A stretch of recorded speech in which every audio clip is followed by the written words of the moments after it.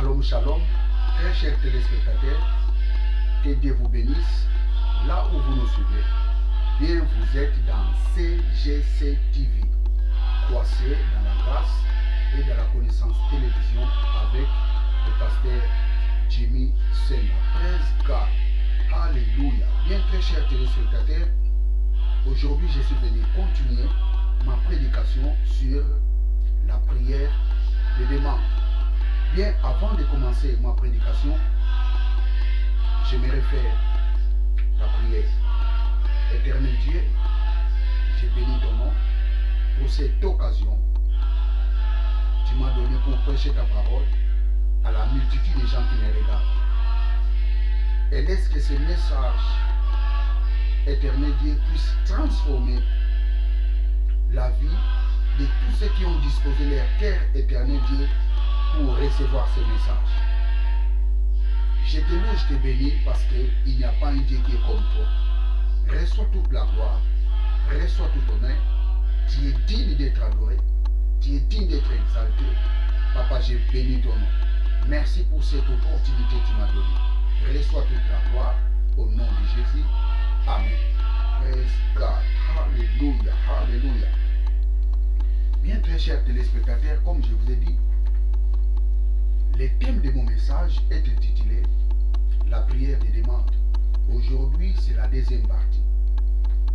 Je ne saurais pas reprendre tout ce que j'ai prêché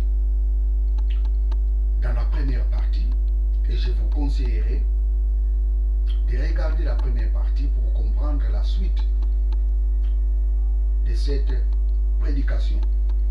Bon, avant d'attaquer la seconde partie, j'aimerais revenir un peu sur la première partie, afin que vous puissiez avoir un peu l'idée sur cette thématique que je suis en train d'exploiter dans cette chaîne de télévision. Alors, dans la première partie, je vous ai dit que la prière de demande est une prière qui consiste à demander quelque chose à Dieu. Et je dis encore, il y a une grande différence entre la prière de demande et la prière d'intercession. La prière d'intercession, c'est aussi une prière de demande, mais une prière qui n'est pas canalisée sur soi-même, mais une prière qui est canalisée pour les autres. C'est pour cela que je vous ai dit dans la première partie, la prière de demande est une prière égocentrique, mais la prière d'intercession est une prière excentrique. Pourquoi excentrique? Parce que cette prière, plutôt la prière d'intercession, elle est canalisée pour les autres. Praise God, alléluia.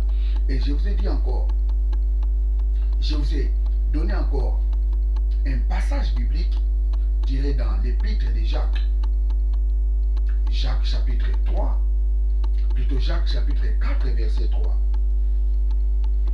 Et la Bible nous dit dans l'épître de Jacques, vous demandez, vous ne recevez pas parce que vous demandez mal, dans le but de satisfaire vos passions. Je vous ai très bien expliqué dans la première partie. Cette épître nous dit tout simplement, au lieu de demander sur nous-mêmes, il est important de demander pour les autres. Parce que si nous demandons pour nous-mêmes, Dieu ne va pas nous exaucer. C'est tout simplement ça, l'épître de Jacques nous dit. Vous demandez, vous ne recevez pas parce que vous demandez mal. Vous demandez dans le but de satisfaire vos passions. Alors si nous demandons pour satisfaire les passions des autres, si nous demandons pour que Dieu puisse satisfaire les passions des autres, c'est alors Dieu va répondre à nos préoccupations. Vous savez, la Bible nous dit dans les livres des psaumes, fais tes délices à l'Éternel, il te donnera ce que ton cœur désire. Donc ça signifie, quand nous prions pour les autres, quand nous demandons à Dieu de bénir nos prochains, quand nous demandons à Dieu pour relever les vies de nos prochains, c'est alors Dieu donnera ce que nos cœurs désirent. Mais si nous faisons des prières qui sont canalisées sur nous-mêmes, Dieu ne nous répondra pas. Pourquoi? Parce que l'Épître de Jacques nous dit, nous demandons à Dieu. Dieu ne nous donne pas. Pourquoi? Parce que nous demandons mal. Pourquoi nous demandons mal? Parce que nous demandons dans un but de satisfaire nos passions. Donc si nous demandons dans le but que Dieu puisse satisfaire les passions des autres, c'est alors Dieu répondra à nos préoccupations. Ça c'était dans la première partie. Mais aujourd'hui, je vais parler encore sur un point très important, sur la demande. Donc, je prends l'évangile de Matthieu, Matthieu chapitre 7, versets 7 à 11. Matthieu 7, 7 à 11. Demandez et l'on vous donnera. Cherchez et vous trouverez. Frappez et on vous ouvrira. Car quiconque demande reçoit. Celui qui cherche trouve. Et l'on ouvre à celui qui frappe. Lequel de vous donnera une pierre à son fils s'il lui demande du pain? Ou s'il demande un poisson, lui donnera-t-il un serpent? Verset 11. Si donc méchant comme vous l'êtes, vous savez donner de bonnes choses à vos enfants, à combien plus forte raison votre Père qui est dans les cieux donnera-t-il de bonnes choses à ceux qui lui demandent? Nous voyons aussi dans les livres de Matthieu, ici Jésus dans sa prédication, il enseigne à ses disciples de demander à Dieu. Et Jésus dit, si vous demandez, il vous sera donné. Et plus loin, Jésus dit à ses disciples, hey, si méchants que vous êtes, vous savez donner de bonnes choses à vos enfants. À combien, à plus forte raison, Dieu donnera-t-il des bonnes choses à tous ceux qui lui demandent? Ça, c'est Jésus qui enseignait à ses disciples ces choses. Mais regardez un peu, très chers téléspectateurs. Nous allons lire encore dans l'évangile de Luc. Luc chapitre 11, versets 9 à 13.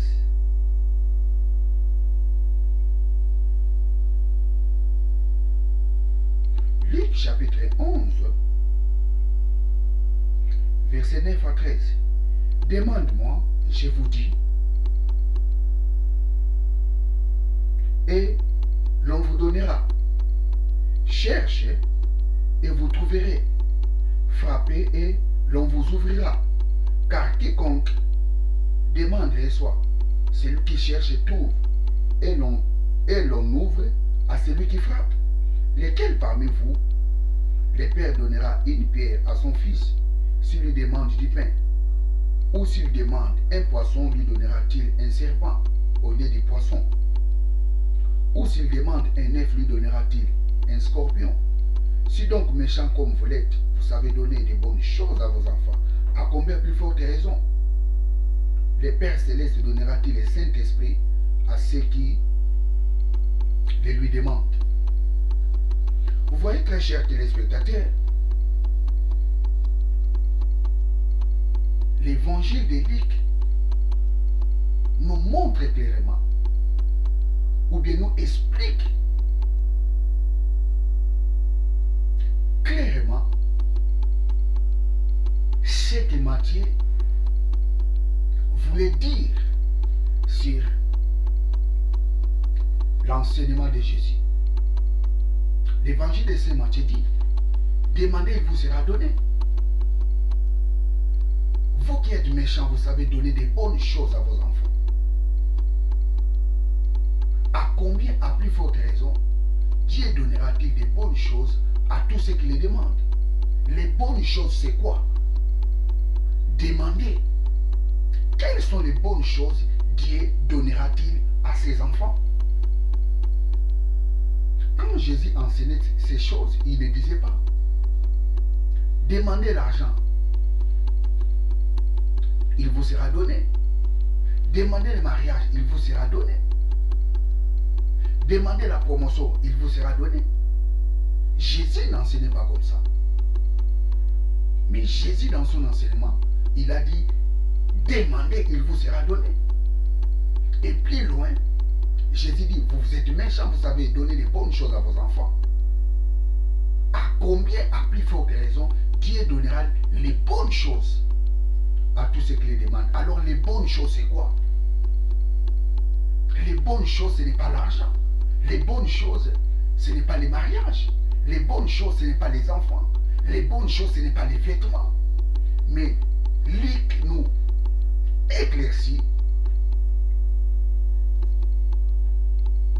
les pensées, où Luc nous dit clairement ce que Jésus a dit concernant ce que Matthieu a dit. Qu'est-ce que Matthieu dit? Matthieu dit, selon Jésus, Matthieu dit, hey, vous êtes méchants, vous savez donner des bonnes choses à vos enfants. À combien plus forte raison Dieu donnera-t-il des bonnes choses à tous ceux qui les demandent? Alors les bonnes choses, c'est quoi? Luc nous explique cela, que les bonnes choses, c'est le Saint-Esprit. Donc, Matthieu 7 à 11, quand Jésus dit demandez, il vous sera donné, Jésus parlait du Saint-Esprit. Il ne parlait pas de l'argent, il ne parlait pas du vêtement, il ne parlait pas de la promotion, il ne parlait pas du succès, mais Jésus parlait du Saint-Esprit. C'est l'évangile de Luc qui nous donne les éclaircissements sur ce que Matthieu a dit. Les bonnes choses, c'est le Saint-Esprit. Praise God, hallelujah. Nous allons lire encore l'évangile de Saint Luc.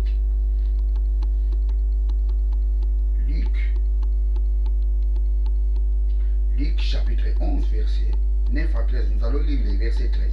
Si donc méchants, comme vous l'êtes, vous savez donner de bonnes choses à vos enfants, à combien, à plus forte raison, le Père Céleste donnera-t-il le Saint-Esprit à ceux qui lui demandent?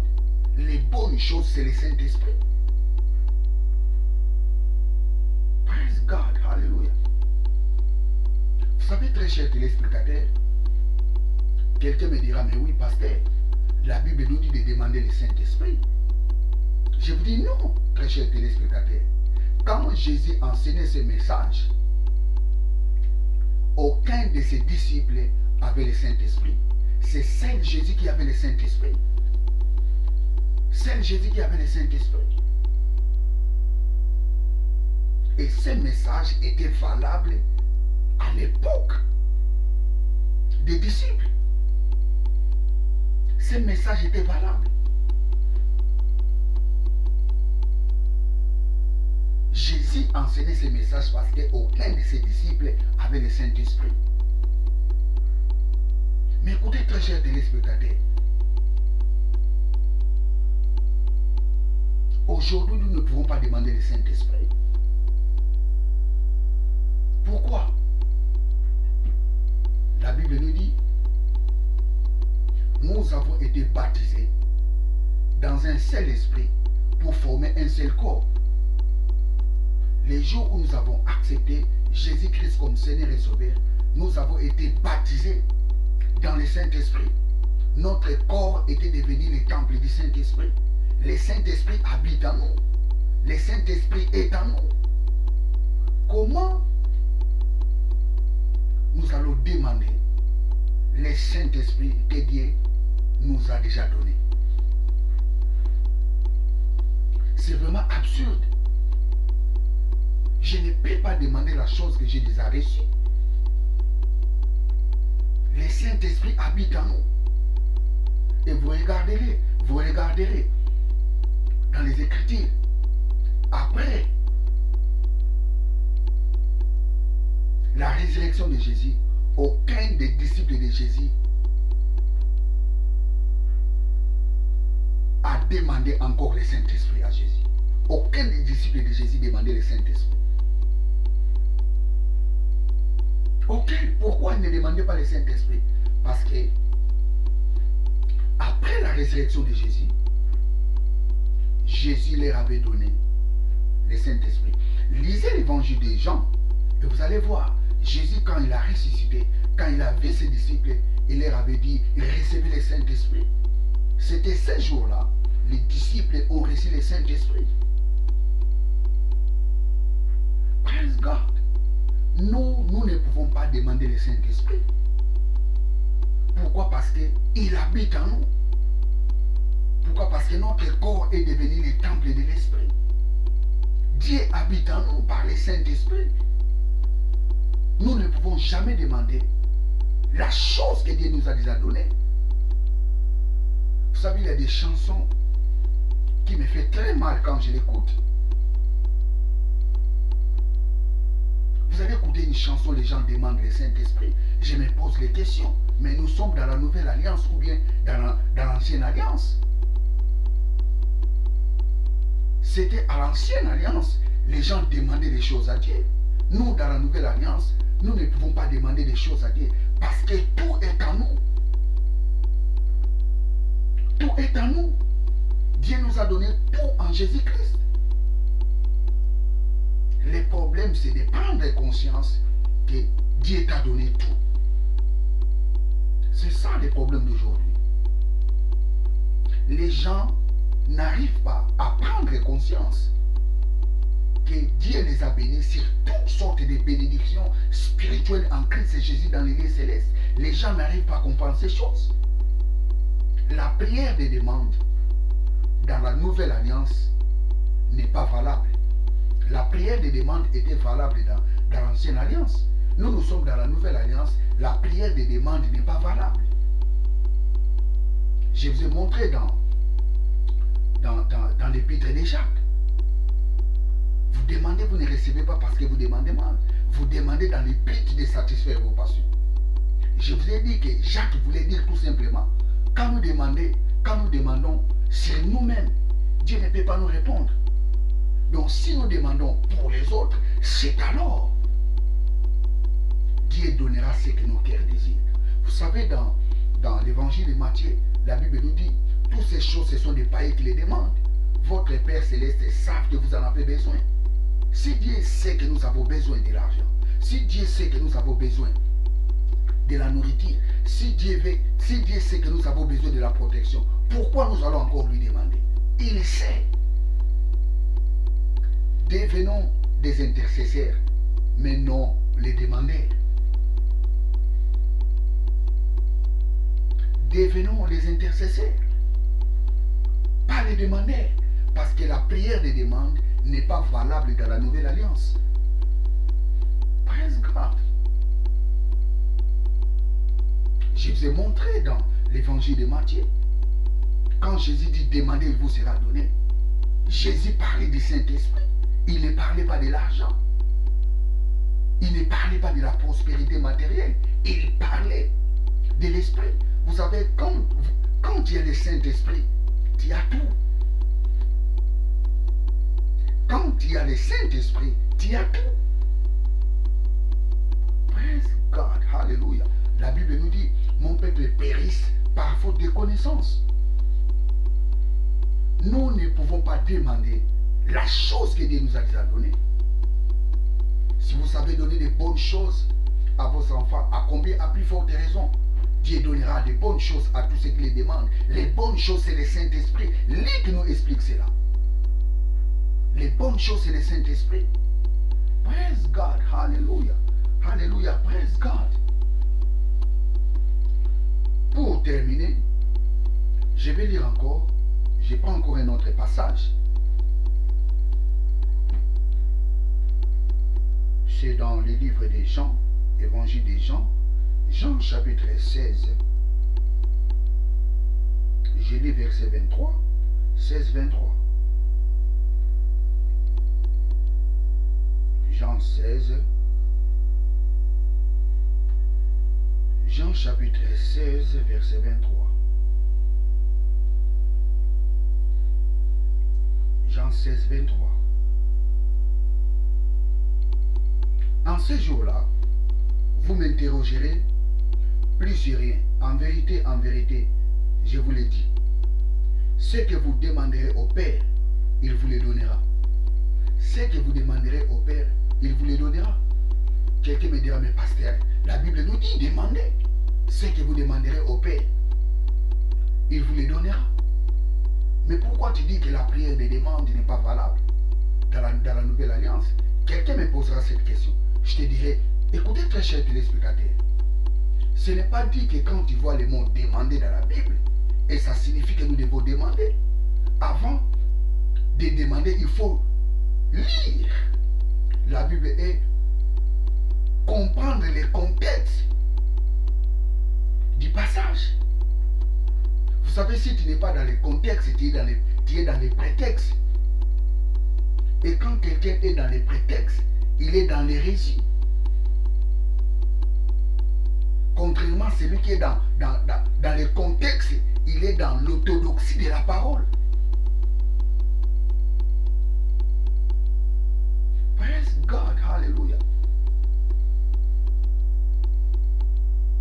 Quand tu lis la Bible, il faut être dans les contextes, mais non dans les prétextes.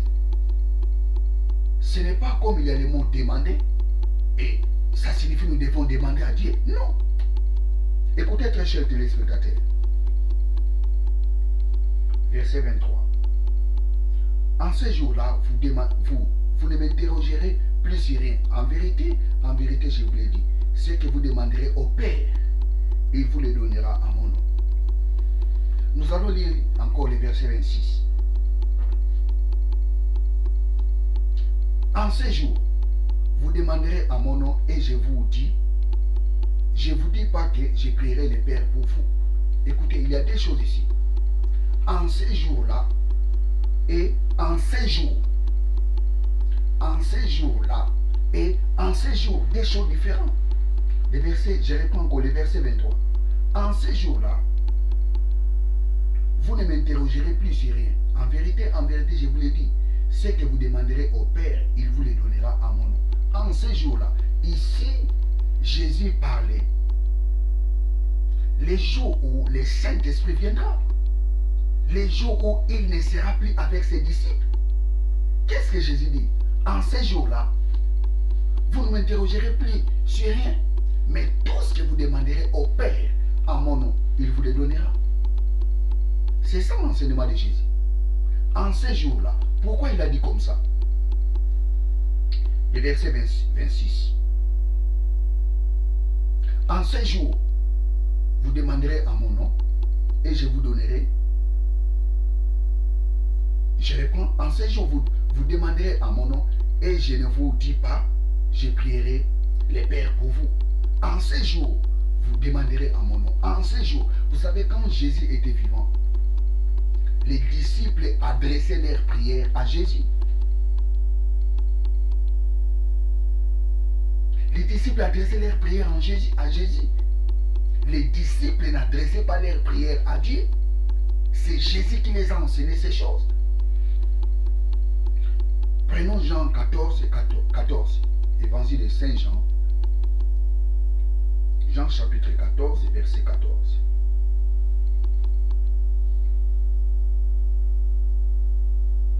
Si vous demandez quelque chose à mon nom, je le ferai. Si vous demandez quelque chose à mon nom, je le ferai. Les disciples, quand ils étaient ensemble avec Jésus, quand ils priaient, ils adressaient leurs prières à Jésus. Ils n'adressaient pas leurs prières à Dieu. Ils adressaient leurs prières à Jésus. Je n'ai rien inventé, très chers téléspectateurs. J'ai dit, si vous demandez quelque chose à mon nom, je le ferai. Si vous demandez quelque chose à mon nom, je le ferai. Je prends le verset que je viens de lire, le verset Jean chapitre 16, verset 26. En ces jours, il ne dit pas en ces jours-là, en ces jours, vous demanderez à mon nom, et je vous dis, et je ne vous dis pas que je prierai le Père pour vous. En ces jours, vous demanderez à mon nom. En ces jours, ça signifie, quand il dit en ces jours, il dit, hey, comme je suis là avec vous, vous demanderez à mon nom. Comme je suis là avec vous, votre prière doit être adressée à mon nom. C'est ça que Jésus disait à ses disciples. En ces jours, c'est différent en ces jours-là. Ici, Jésus leur montre la façon dont ils doivent prier. Le problème qui est dans ces versets, ce n'est pas demander. Ici, Jésus leur montre comment est-ce qu'ils doivent prier. Nous sommes dans le même chapitre, chapitre 16. Je reprends encore le verset 23. En ces jours-là, signifie quand je ne serai plus là, comment est-ce que vous allez prier?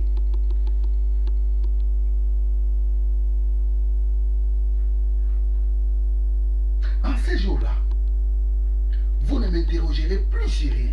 En vérité, je vous l'ai dit, c'est que vous demanderez au Père en mon nom. Il vous les donnera. En ces jours-là, quand je ne serai plus avec vous, en ces jours-là, tout ce que vous demanderez au Père en mon nom, il vous les donnera. Mais maintenant, là, quand je suis, comme je suis avec vous, tout ce que vous demanderez en mon nom, je le ferai. Pourquoi je le ferai? Pour que le Père soit glorifié dans les Fils. Praise God, hallelujah. Donc, Jean chapitre 16,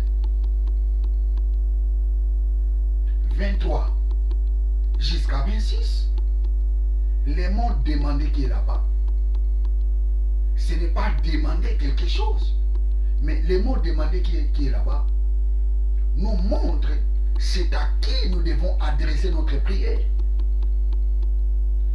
Ici, Jésus dit, comme je suis avec vous ensemble, vous devez adresser votre prière à mon nom. Mais quand je ne serai plus là, votre prière doit être adressée à Dieu. Et curieusement, aujourd'hui, très chers téléspectateurs, il y a des gens qui prient comme si Jésus n'est pas encore mort. Il y a des gens qui prient comme Jésus n'est pas encore mort. Toute leur prière est dirigée vers Jésus. Non. Écoutez, il y a des gens qui prient, Seigneur Jésus, protège-moi, garde-moi Seigneur Jésus. Je veux que ma vie change, Seigneur Jésus. Au nom de Jésus, Amen. Non, ce genre de prière, les disciples les faisaient quand Jésus était vivant, quand Jésus était ensemble avec eux. C'est ça que Jésus dit. Tout ce que vous demanderez à mon nom, je le ferai. Tout ce que vous demanderez à mon nom, je ne prierai pas le Père pour vous, mais je le ferai pour que le Père soit glorifié dans le Fils. Les disciples adressaient leurs prières à Jésus. Mais quand Jésus n'était plus avec eux, quand Jésus était mort et ressuscité, la façon de prier des disciples était changée. Regardez un peu Paul. Béni soit Dieu le Père de notre Seigneur Jésus-Christ, qui nous a bénis. Béni soit Dieu le Père de notre Seigneur. Quand vous regardez la prière des disciples, et vous allez voir ces prières, premièrement, est adressée au Dieu le Père, au nom de Jésus, par les enseignements du Saint-Esprit. Ici, je voulais parler encore sur la Trinité. la prière doit être adressée à Dieu le Père. Au nom de Jésus. Tu ne peux pas dire, Seigneur Jésus, protège-moi. Au nom de Jésus, Amen. Tu ne peux pas faire ce genre de prière. Ce genre de prière est caduque. Ce sont des disciples qui faisaient ce genre de prière quand Jésus était ensemble avec eux. C'est ça que Jésus dit. En ces jours, je relis encore, je relis.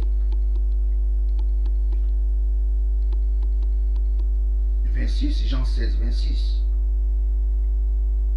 En ces jours, vous demanderez à mon nom et je ne vous dis pas que je prierai le Père pour vous.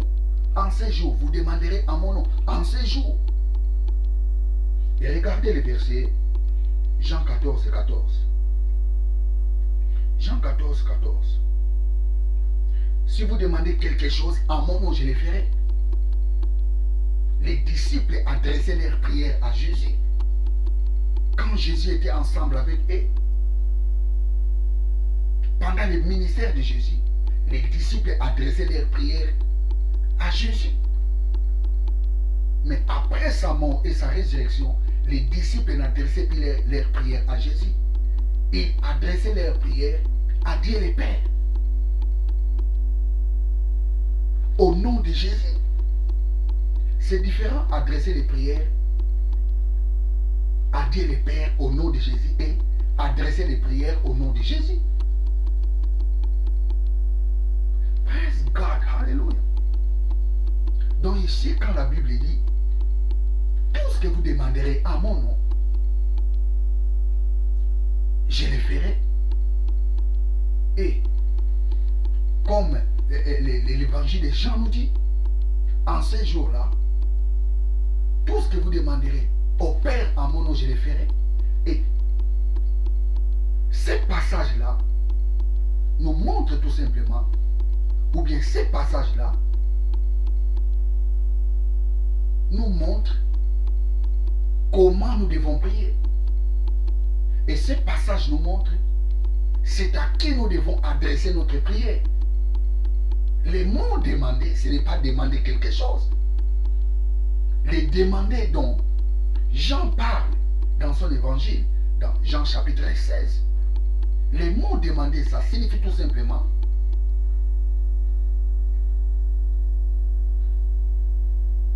notre prière doit être adressée à Dieu le Père.